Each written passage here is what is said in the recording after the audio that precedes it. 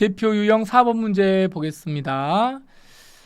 이거는 여러분 계산을 하는 문제니까 갑자기 이제 이거 좀 뭐야 이거 이렇게 할 수 있죠. 근데 여러분들 뭐 다 알고 계신 내용을 정확하게 이제 보는 거니까 한번 보죠. 먼저 기억이 뭔가 이런 문제가 나오면 이제 정확하게 이제 기억이 뭘 물어보는지, 니은이 뭘 물어보는지를 정확하게 보셔야 됩니다. 먼저 기억은 이게 앞에 거는 이제 넘겨버리시고요. 먼저 여기를 먼저 보셔야죠. 문제를 풀 때에는. 자, 검사가 구속영장을 법원에 청구할 수 있는 일시. 자, 법원에 청구할 수 있는 일시니까 여기는 청구시네요. 청구시. 우리가 알고 있는 게 뭐가 있죠? 청구시. 이건 시간으로 계산하죠. 48시간. 48시간 뭐 할 때? 체포할 때. 체포시로부터 48시간 요거를 이제 정하는 거고요. 그다음에 요건 그러니까 이제 48시간이니까 이거는 이제 시간으로 계산하는 겁니다. 시간. 그다음에 니은은 뭐냐면 사법경찰관이 영장에 의해서 갑을 구속한 후에 구속할 수 있는 일시.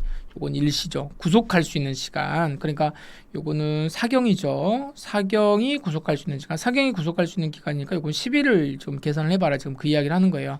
그런데 여러분 여기 시간 문제가 이렇게 나오잖아요. 언제까지다라고 나올 때 특히나 이 구속기간과 관련돼 가지고 나오면 항상 문제가 되는 건 뭐냐면은 우리가 앞에 이제 우리 대표용에서 한번 문제가 한번 나왔었는데요. 어떤 경우냐면 이게 체포시부터 원래 원칙은 뭐냐면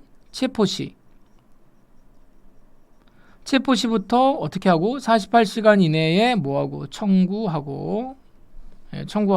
그 다음에 48시간이 요거 된다고 하더라도 구속을 하겠죠. 구속기간인데 요 구속기간은 언제부터 계산한다?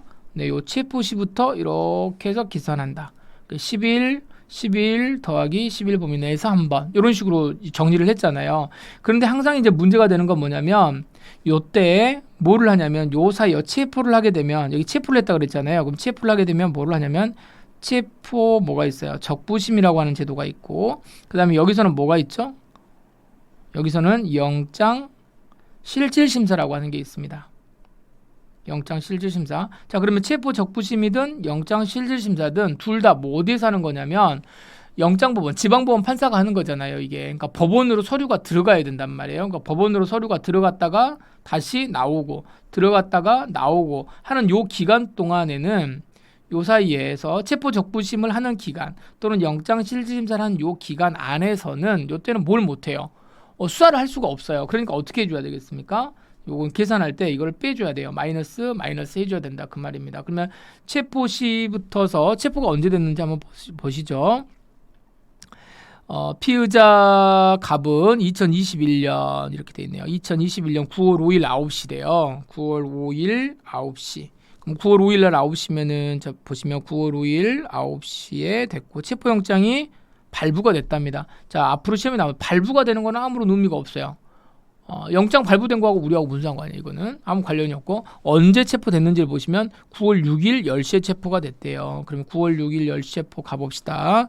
이게 아니고 살짝 좀 올려서 보겠습니다. 그럼 여기가 요게 아니고요. 자, 9월 6일 10시에 체포가 됐기 때문에 48시간 이내에 영장을 청구를 해야 되잖아요. 그러면 어떻게 되겠습니까? 9월 7일 8일 9월 8일 10시까지 뭐를 해야 되냐면 영장을 청구를 하는 것이 이게 맞습니다. 그래서 보시죠. 9월 8일 12시, 10시죠. 10시 이렇게 나왔으니까 이게 마치 답일 것 같지만 일단 이건 아니에요. 왜냐하면 이런 문제를 낼 일이 없어요. 왜 그러냐면 중간에 보니까 뭐라고 돼 있어요? 체포 적부심을 청구하죠. 체포 적부심을 청구하는 요 시간 이제 빼줘야 되는 겁니다. 그러면은 체포 적부심을 언제 청구하냐면 체포 당일 청구를 했는데 중요한 거는 청구한 게 중요한 게 아니고 서류가 법원에 들어가고 검찰청으로 나오는 그 시간을 정리를 해야 돼요. 언제 법원에 들어갔냐면 9월 7일 11시에 들어갔답니다. 그리고 이게 언제 나왔냐면 13시에 들어왔대요. 그렇죠? 그러면은 요 안에 법원에 들어가 있는 시간이 9월 7일 11시부터 9월 8일 13시까지니까 어떻게 돼 있죠? 12시간 더하기 14시간. 네. 14시간이 어디에 있었다? 이게 이제 법원에 들어가 있었다는 거죠.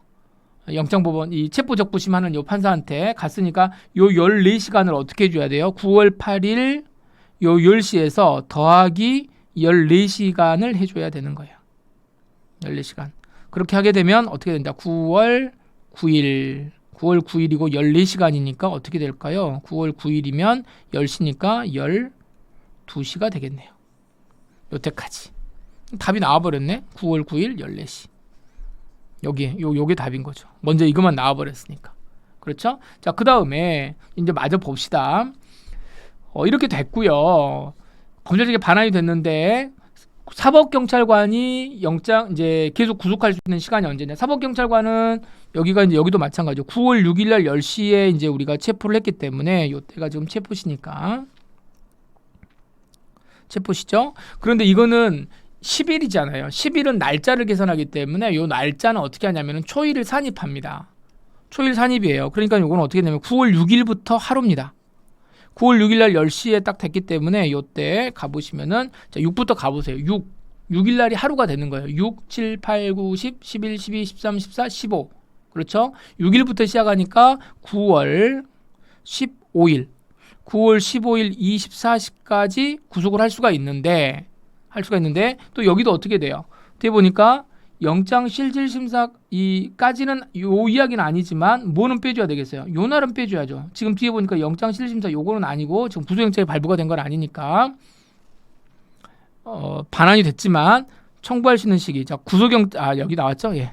구속영장에 구속을 한 후 구속하라고가 돼 있으니까 구속을 했다. 그러면 구속을 하려고 하는데 뭐를 해야 돼? 영장 실질심사 기간이 들어가야 되는데 영장 실질심사 기간은 여기는 안 나와 있죠. 그러니까 일단 영장 실질심사 기간은 빼고 자, 요거는 빼고 언제까지 데리고 있을 수가 있는가라고 하는 거니까 그러면 체포적부심사 요 기간도 어떻게 줘야 되겠어요? 요 기간도 빼줘야 될 거 아니에요. 그럼 요 기간 빼준다라고 이야기를 하면 요때는 하루씩을 다 계산한단 말이에요.